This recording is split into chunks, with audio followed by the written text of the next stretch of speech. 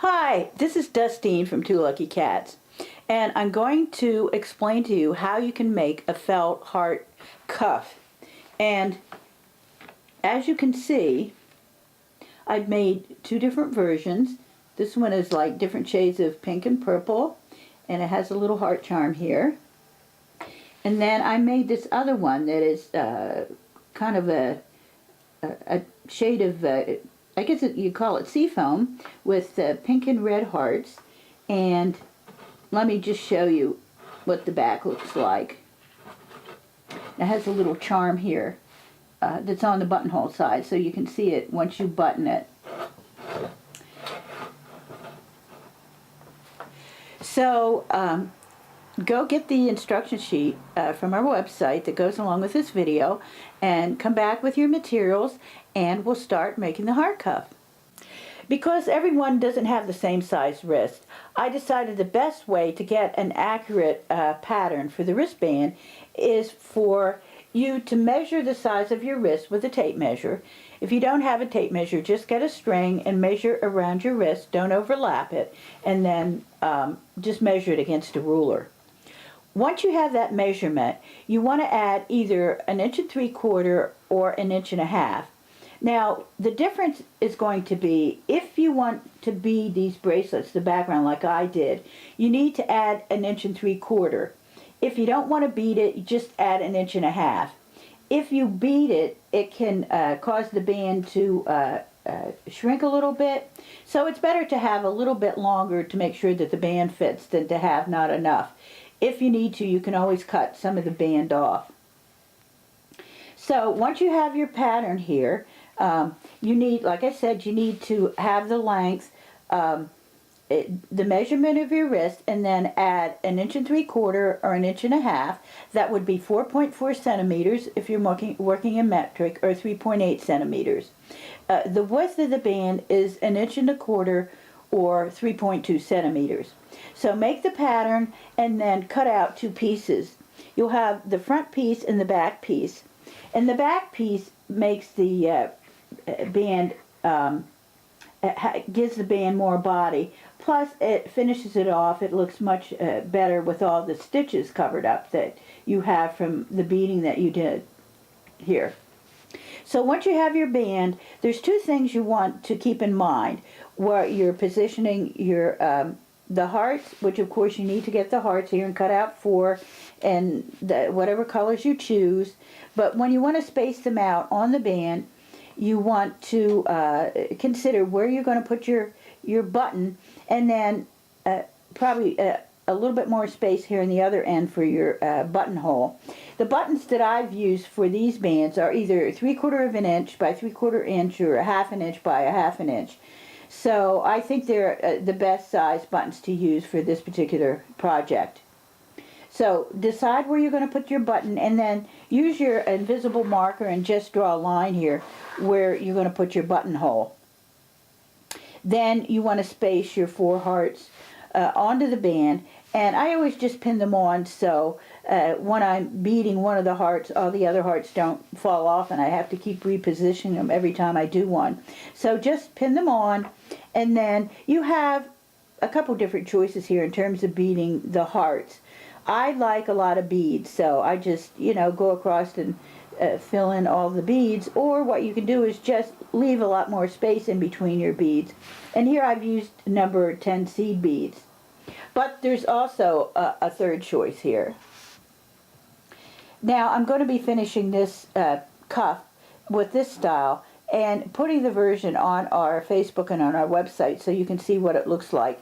Just to bead the outline of the hearts. And that's just, I usually start with a bead and then do a running stitch and a bead and a running stitch, just outlining the hearts. So this version will take you a lot less time because there's a lot less beading involved. The next step in making the cuff is beading the background of the cuff, if you choose to do so.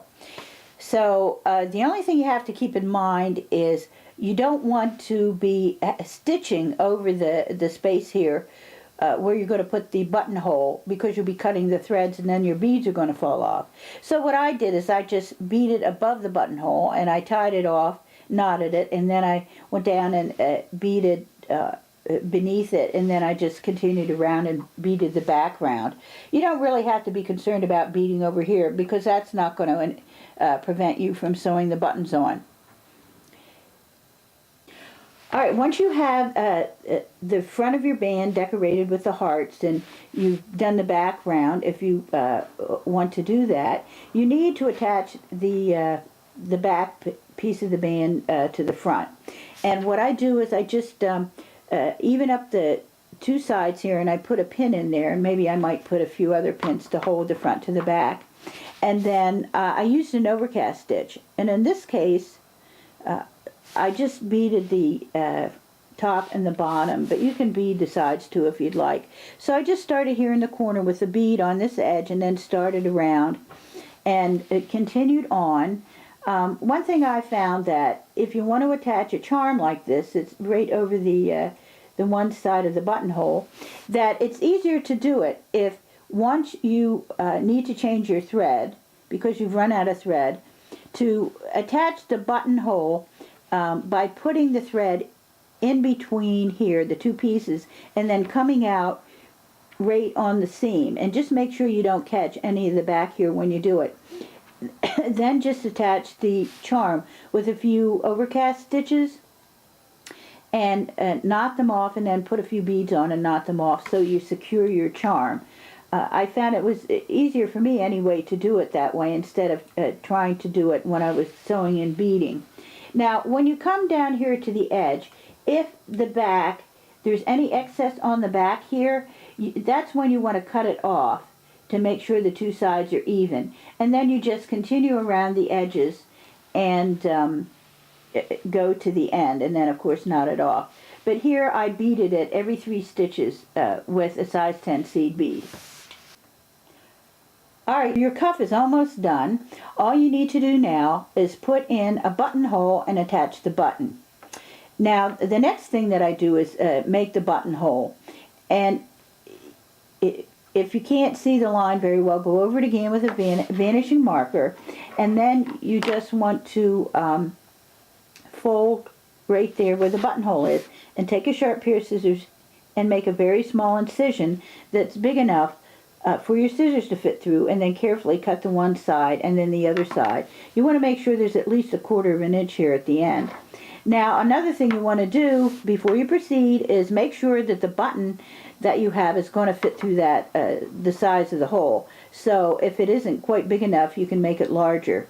Then you just want to sew around the edges of the buttonhole with the overcast stitch. And I usually make a few extra stitches at both ends of the buttonhole to make it stronger there. And then the only thing you have to do is attach your button. If you've downloaded the instructions to this video, you'll notice that I've included some of the links to places where I purchased the charms or the buttons for this project. I hope you enjoyed making the heart cuff, and that you'll come back and visit us often at twoluckycats.com.